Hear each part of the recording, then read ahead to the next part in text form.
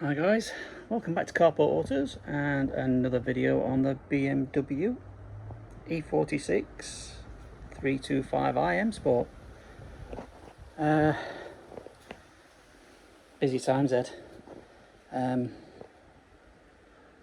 You know, in this one it doesn't drive, so today is Gearbox Day, or should I say start of removing the gearbox day, because I don't think we'll get it done all at once due to the limited access we've got with being on axle stands. So yeah, let's just crack on. Hi guys, welcome back to a very unusual place. I'm underneath the BMW.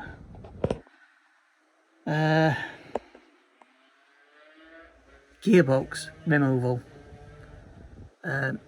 Dave's been taking bits and bats off it. We're trying to do it without taking everything off, basically, as it states what we watched on the other videos on YouTube, but it's looking like we're going to have to drop said exhaust.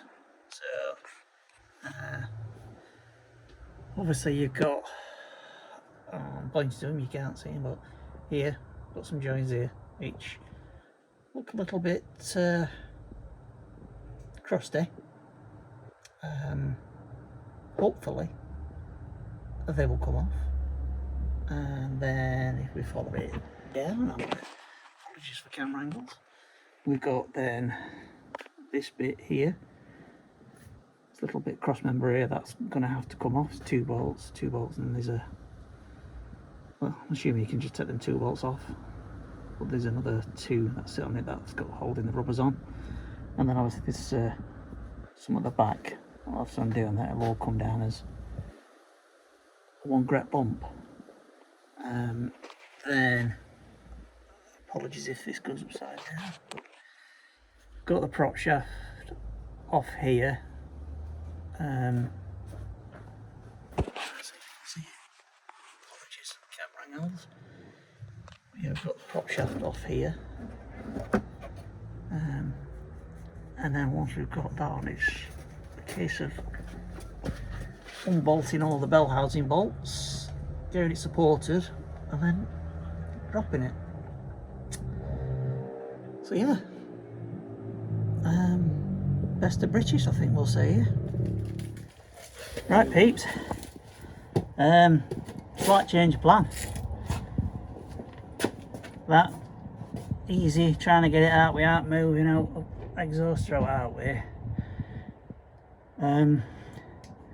There's no easy way around it. It has to come out, so as you can see, it's off there. You have to obviously downpipe front manifold, as you can see there. I'll just zoom in there. That's where we've took it off. Obviously there's a centre bracket that you saw before in the middle there, and there's a couple on back box that need to come out. I've undone them, and as you can see here, oh, let me zoom out because you can't see a damn thing. As you can see here, come out into the light a little bit. As you can see here, these are the bolts that were on that downpipe bit. Now, by some miracle, we managed to get them off without any of them snapping. Not sure how, but we managed it. So what that you can see now, you can see where in centre bit here, where the prop shaft needs to basically drop. That gives you that little bit to take it out at the gearbox there, a little bit of room, and hence the reason why we had to take the exhaust off. So 2 13mm for that bracket there that holds that on, and then be able to drop the prop just that little bit more to allow us to get access to take it off, well, take the gearbox off basically. So yeah, yeah, let's crack on. Alright guys, apologies for the wind noise, but as you can see here, exhaust is off, prop shaft is off, and the heat shield is off from under the car. Like I said in the previous video, I seem to be taking more off this car than putting back on at this point in time, but it is a little bit of a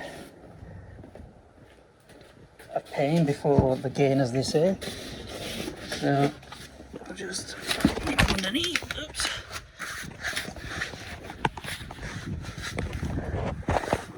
So as you can see, prop shaft out. We were actually losing, this is the next day actually, we were losing light, so we had to call it a day. We started getting a couple of the bolts off, but whoever's had this car before, it must have had something done to the gearbox before, because the bolts are in so tight. I reckon somebody's used a windy gun and not torqued them up correctly, because there's a couple that are a little very impossible to get off, and unfortunately we're probably going to have to use a windy gun to get them off. Hopefully we won't do any damage, but yeah. And obviously in the previous video, so we got rid of a load of oil. That was residue that was you know, building up. We didn't do the gearbox because we knew it was going to come down anyway, so we'll clean all that when it's down. And then obviously while you're under here, you can see that was one of the holes for the MOT failure, as well as the same on that side. See if you can, not there, just behind it there. And sorry guys, somebody was just calling me. But yeah, so obviously we couldn't do anything tonight. I'm just doing a little bit of filming just to show you where we're up to, but tomorrow we're coming down and hopefully, all being well,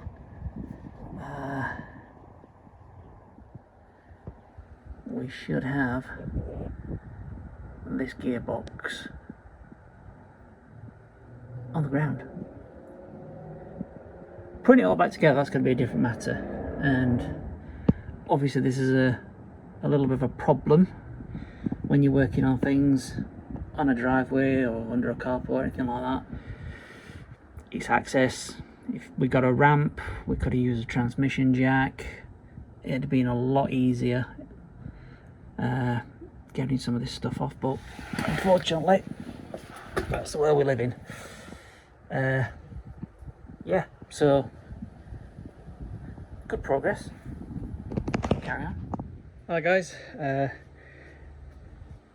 that bit of footage you've been watching, you would have seen that we were obviously in the process of taking the gearbox out of this to see what the issue is with the drive issue, whether it was clutch, slave cylinder, release bearing, or just the gearbox was knackered. Obviously you saw that we'd taken bits and bats off to do that, but what you'll also notice now is that it's actually back on its wheels, and there's a reason for that. Project for this car is officially ended and dead. For the simple reason being, this gearbox has been off before, whether it was for a clutch replacement in the past or whatever, but whoever did it kind of cross-threaded the bolts and also over tightened them. They must have used a windy gun on it at some point because they were mega tight. Couple that with the cross-threading, absolute nightmare. There was two bolts that, well, there's actually still one bolt's still in. We couldn't do anything with it, and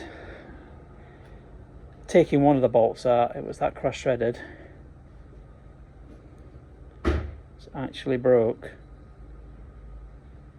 This is off the engine, so this would be the engine. The gearbox goes in, bolt goes into that through the gearbox. It's been held on that tight. Obviously Engine's aluminium, gearbox is not.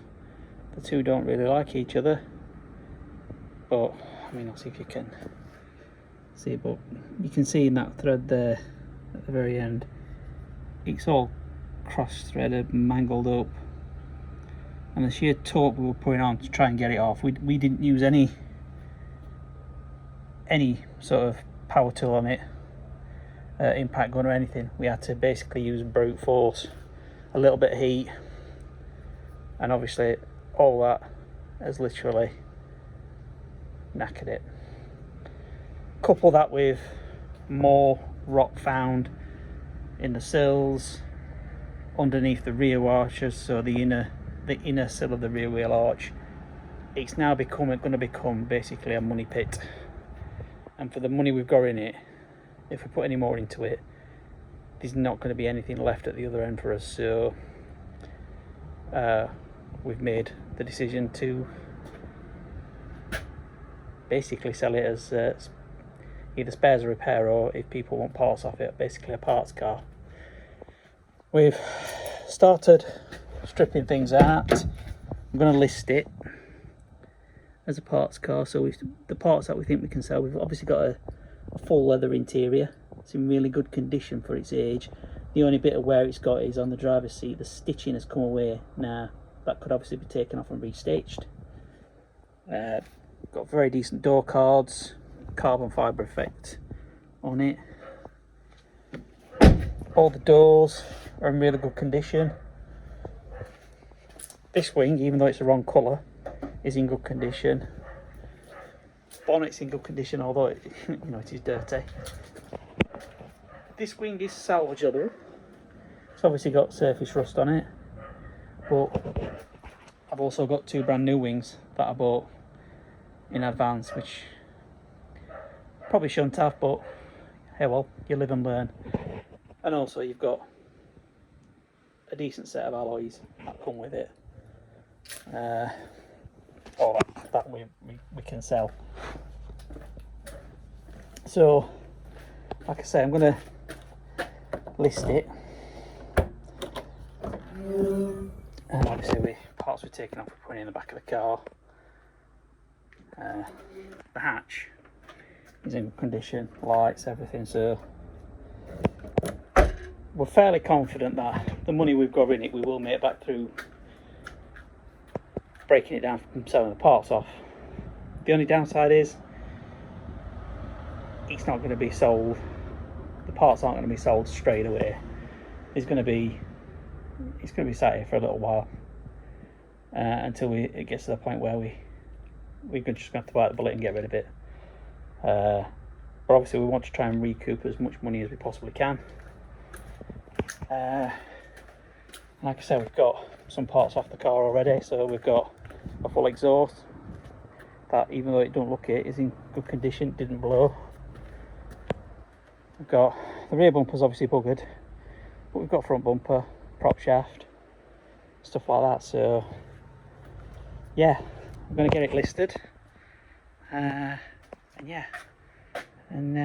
see where we go. But I really would have liked to have got this one going, but there's got to be a point now where the head's got to rule the heart. So yeah, I'm afraid that's it on this episode of this car. It was all looking so good, but yeah, just because of somebody basically buggering it up the last time that gearbox was done, it's now ruined it. So yeah, so we'll end that one here. So it's going to be a short one, but yeah, we're on to the next project now. We're looking for another project. We've actually got one that's on the drive. That again, that's going to be just one video, because it's not that much work. It's kind of a trade-in on the Fiesta that we've just done. But yeah, looking for another project, and yeah, I'll see you in the next one. So